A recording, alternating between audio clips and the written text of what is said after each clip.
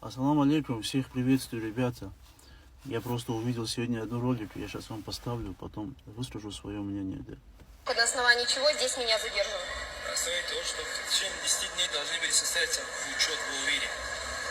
Где конкретно я должна была встать на учет и каким образом вы должны меня были уведомить об Какой этом? адрес, когда вы проживаете как где? Я нигде не проживаю. Я проживаю в городе Ижевске, у меня есть регистрация от Российской Федерации.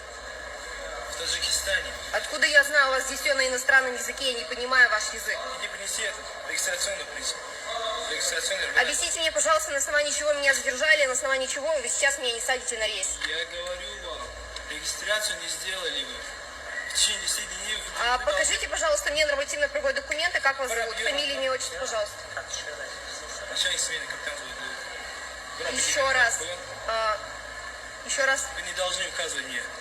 Повторите, пожалуйста, вы находитесь при исполнении, пожалуйста. Вы не имеете права снимать меня. Видеосъемка на... Так, вот, ребята, видите, что происходит?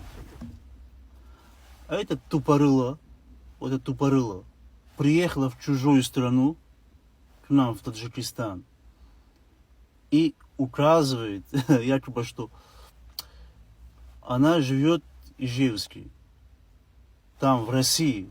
Она приехала в чужую страну. Так, дорогие гости, если вы приедете в чужую страну, то не надо тут свои права качать. Приехали, будьте добры, сделайте регистрацию.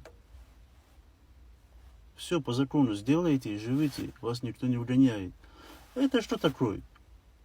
Приехала, не сделала регистрацию, еще права качает. Типа, у меня есть прописка, короче, в Ижевске, я живу там. Вот, сотрудники таможни вообще красавчик.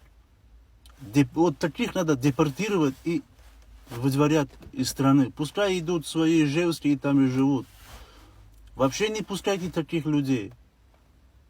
Все тут на иностранном языке, типа, так зачем тогда ты приехала? Там в этой бланке все написано на русском, на английском и на таджикском языке. Если у тебя есть мозги, ты должна прочитать это все.